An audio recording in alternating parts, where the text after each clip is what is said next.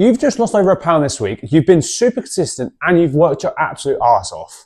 Yet you still feel like a total failure. And why? Because some Instagram coach or previous slimming club, as they like to know themselves, have convinced you that this £1 this week is just not enough. If you're not seeing £5, £6, £7 per week, you're not like that woman who's absolutely smashing it in your head and you're doing something wrong.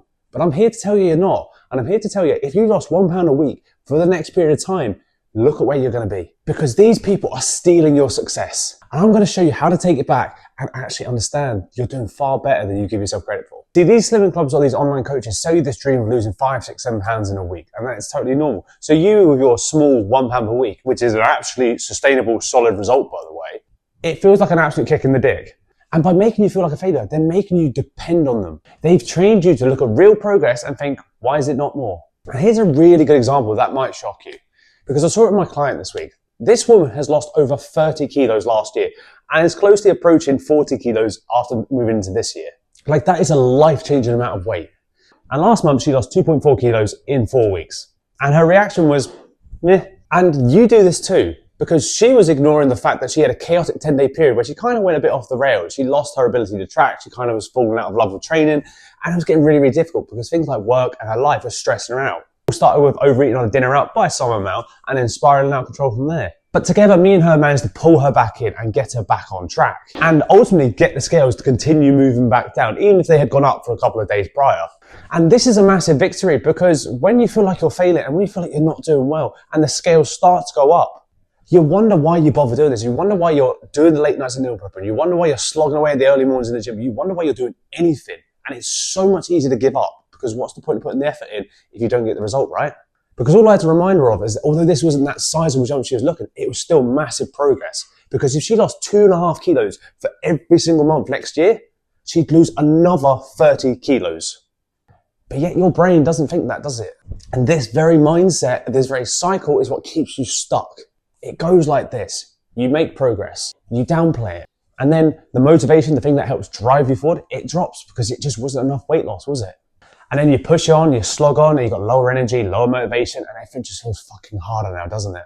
And then you see another small change, only half a kilo here or a pound there, and then you reach your boiling point. You're like, fuck it, what's the point of me doing this anymore? And this is where real change and real coaching comes in, because yes, calories in and calories out are important. She does all those things really well, but it's the mentality, it's how you speak to yourself in these moments of struggle. When you have a bad day and you start to spiral, how do you course correct? How do you bring yourself back in? How do you ground yourself so you'd never quit again?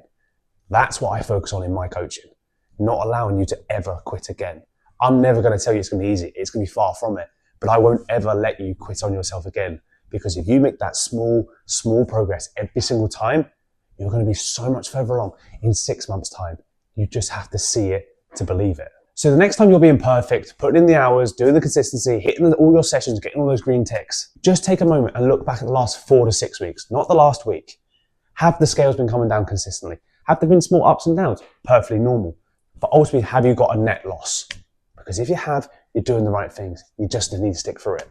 But if you're someone who finds this really hard to kind of review these things and to look back and actually give yourself the credit, even when you're winning and you feel like you're failing, then maybe I can help you out. Because you need to escape this all or nothing cycle. If you've got a busy family, if you've got a busy job, if you've got aging parents, if you've got all these stresses that you have to deal with whilst trying to look after yourself, which most women don't even get the chance to, then you need someone to support you through this. Because summer is less than 18 weeks away now. And I know that the way you're sitting now currently is not where you want to be. You hate how you feel. You can't dress for the body you want. You're not sure about how to even not feel like you're being stared at constantly. That's why we need to do this now. Because I'm being honest with you, 6 weeks is not enough time. 12 weeks, you'll see some change. You'll still be away from where you want to be.